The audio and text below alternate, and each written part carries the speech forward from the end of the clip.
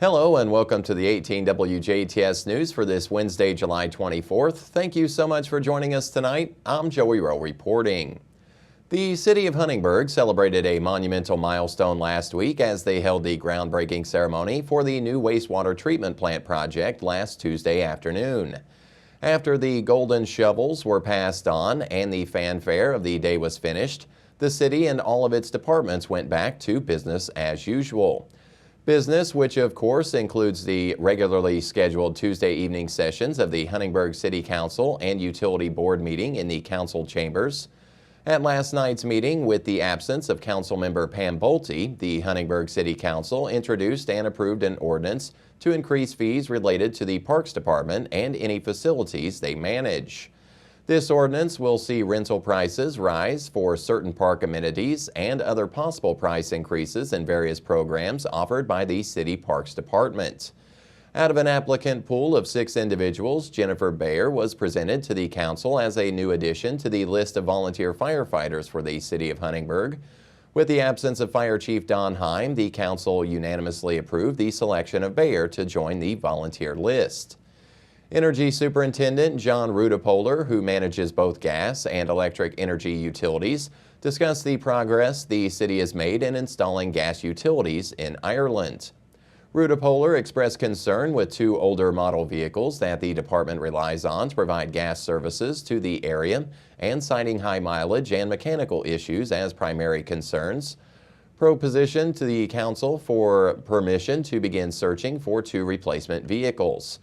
The council approved his request. For the electric utility, the city recently completed a project that required switching out faulty hardware at Southridge High School. They have continued their work in switching out old utility poles throughout the city with newer, more durable versions, with some poles dating back to the 1970s. Water Superintendent Jerry Austin started his presentation off with a session of show and tell with the City Council, presenting 2 samples of copper piping recently removed from the Jago Homes or Hunters Crossing subdivision in Huntingburg. These copper pipes located in the small area of town are showing rapid signs of exterior deterioration, as Austin has continually updated the council on. The concern not only being in the loss of this utility, but because the age of these pipes is not indicative of such rapid decay. Austin and his water department are continuing their efforts to investigate this issue, why it is taking place in such a small portion of town, and replace lines when an issue arises. Austin also shared the news that they are awaiting replacement parts to service a water main break that recently took place on 2nd and Walnut Streets, expecting the replacements to arrive by next week. The Huntingburg City Council meeting will air on 18 WJTS TV this Sunday, July 28th at 8 a.m. Eastern. The Indiana Department of Transportation has given the Mid-States Corridor Project team notice to proceed with the first Tier 2 study. Work will begin in the DuBois County area to determine the alignment and access plan for the new highway. The Tier 2 study will evaluate more site-specific impacts to determine the specific preferred location and right-of-way needs of a 200 to 500-foot wide facility. The Tier 1 final environmental impact statement identified the location of the 2,000-foot wide corridor which travels east of Huntingburg and Jasper.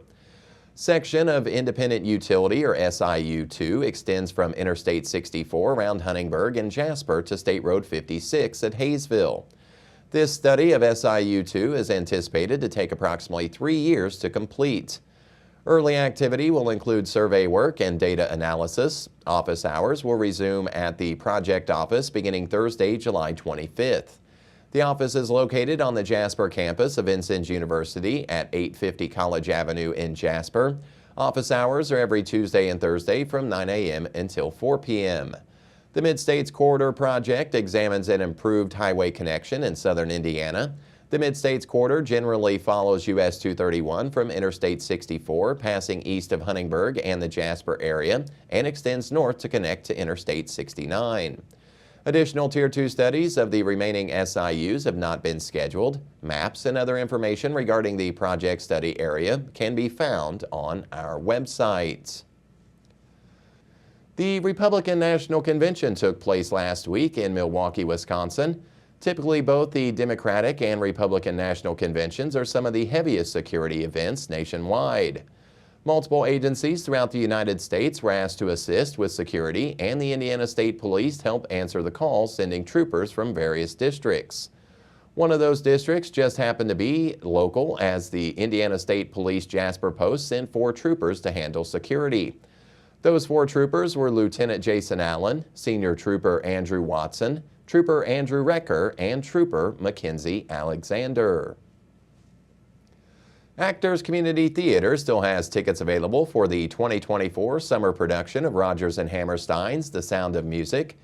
Directed and choreographed by Kayla Kelly of Owensboro, Kentucky, this classical musical promises to captivate audiences of all ages with its heartwarming story based on the post-World War II memoir of Maria Augusta Trapp.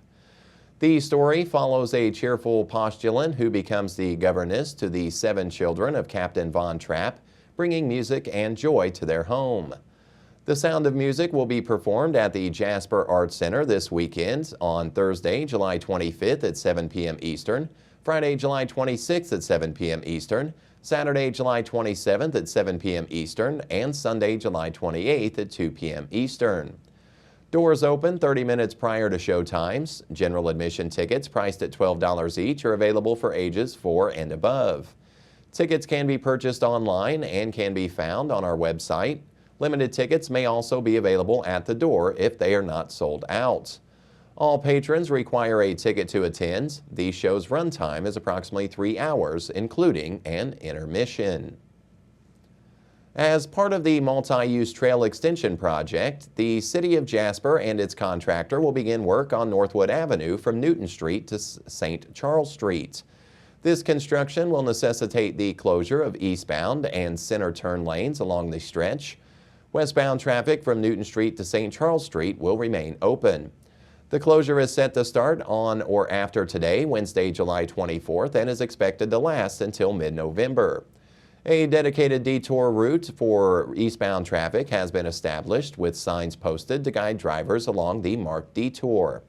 The City of Jasper urges drivers to exercise caution when traveling through the construction zone.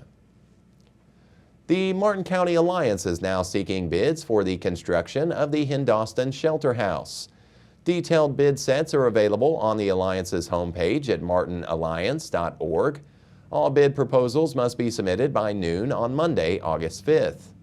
The project aims to complete the shelter house in time for the Hindoston Days event on Saturday, September 28th. For more information about the project, you can contact Jessica Potts at 812-295-4800. The Du Bois County Republican headquarters, located at 506 Jackson Street in Jasper, would like to inform the public that they will be open during the Jasper Strassenfest. The schedule would be Thursday, August 1st through Saturday, August 3rd, 5:30 to 7:30 p.m. Sunday, August 4th, noon to 3 p.m. That'll be during the Strassenfest parade. The headquarters is on the parade route. The Du Bois County Republican Party headquarters is the source of printed materials on the American Republic, the American political system, voting, and information about Republican candidates. Light refreshments will be served. Financial statements released yesterday say Indiana's reserves are set to hit a post-pandemic low next year. The state closed the 2024 fiscal year this month with $2.6 billion in reserve, which is 11.9% of expenditures. Next year, that is projected to be 10.4% of expenditures at $2.3 billion. And that's a look at news here on 18 WJTS TV. We will have a check of your weather forecast right after this.